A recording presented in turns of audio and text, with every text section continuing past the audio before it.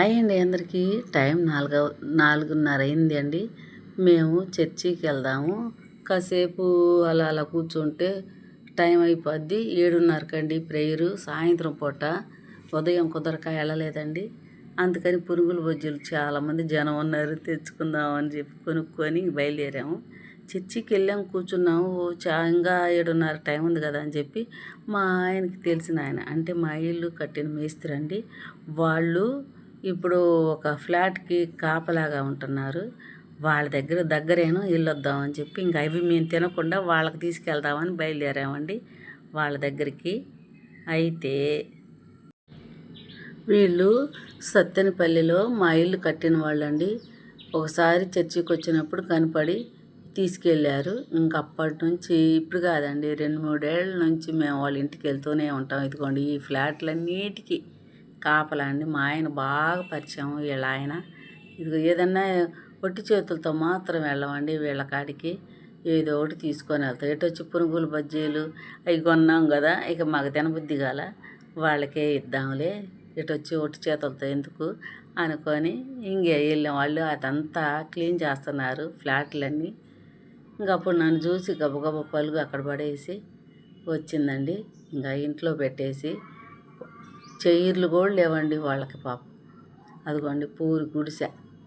2-3 సార్లు చూపించానండి మీకు వీళ్ళని. అయితే ఇంకా అది లోపల పెట్టి ఇంకా ఇట్టటి సంగతమ్మ. పిల్లలు కూడా కోళ్ళు కొడుకు అందరూ వచ్చారు.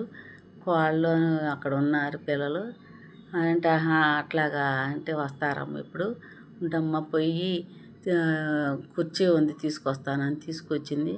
అది కూడా పగిలిపోయింది. నాకు భయం వేసింది, కూర్చుంటే ఎక్కడ పడిపోతానోనని. వీళ్ళ ఆయన బాగా పరిచయం. సారు సారు సారు అని అంటుంటారు.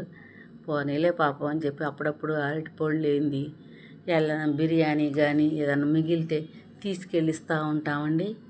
పోతే ఇంక ఇప్పుడు గుర్తుకొచ్చారు, ఎందుకంటే పొద్దుపోతుంది, 7:30 కదా చర్చి అని పక్కనే, అందుకని వచ్చాము. ఇక ముచ్చట చెబుతూ ఉంది. మేము లేవమ్మా, అది అటే పాము వచ్చింది, ఇట్టొచ్చింది అట్టొచ్చింది అని చెబుతుంది. సరే అని చెప్పి ఇక పని కూడా మానుకొని వాళ్ళు అదంతా క్లీన్ చేయమన్నారంట. ఈ ఫ్లాట్లన్నిటికీ వీళ్ళేనండి కాపలా.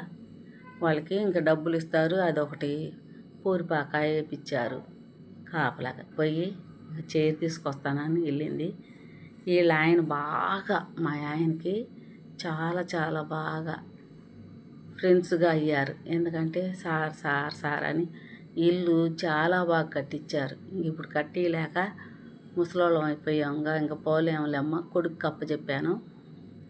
కొడుకు అదే ఫ్లాట్లు బిజినెస్ కానీ లేకపోతే బేల్దారి మేస్త్రిగా వెళ్ళి ఇల్లు కట్టియటం కానీ అలా చేస్తూ ఉంటావాడమ్మ నా కొడుకు.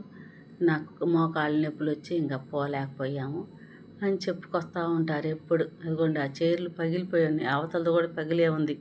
భయం వేసింది నాకైతే. ఇక్కడేనండి మేమైతే ఏదన్నా యూట్యూబ్ చేసుకుంటూ ఉంటాం వచ్చి. వాళ్ళు భలే హ్యాపీగా ఫీల్ అవుతారు. ఏదో ఒకటి తీసుకొచ్చిస్తుంటాం కదా. మేమైతే ఆమెకి పునుగు బజ్జీలు ఇచ్చేసి అటు లొకేషన్ బాగుందో లేదో చూద్దామని అటు వెళ్ళాము. వీళ్ళు ఒక కూర్చున్న అమ్మాయి కోడలంట, నుంచున్న అమ్మాయి అయితేనేవి కూతురు. అదిగోండి సంచి పట్టుకొని ఉంచుంది. ఇక ఈయన వెళ్దారా అంటున్నారు.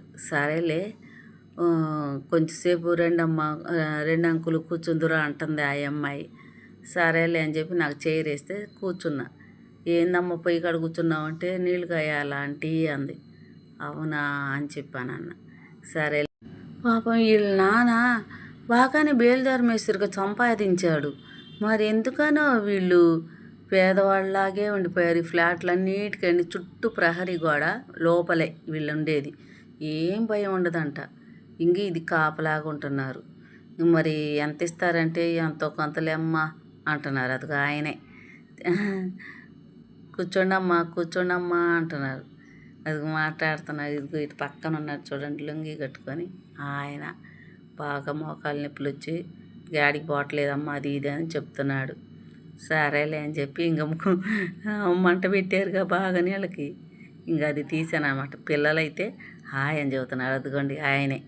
ఆయనకి సారు సారు అని బాగా మంచోళ్ళు. అందుకే ఎప్పుడన్నా పిల్లలు ఉన్నారు వీళ్ళందరూ ఉన్నారు ఏమైనా కొనుక్కొని తీసుకొని పోయి ఇచ్చి వస్తుంటాం. మర్చిపోకుండా. చిన్న కూతురైతే నైట్కే వచ్చేసిందనమాట.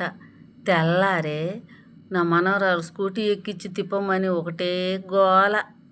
ఆమె కూతుర్ని వీడియో తీసుకుంటుంది గ్రూపులో పెట్టడానికి. చూశారుగా. ఇప్పుడు కానీ ఇంకేమి ఏడవదు అనమాట వాళ్ళ తాత వెళ్తుంటే.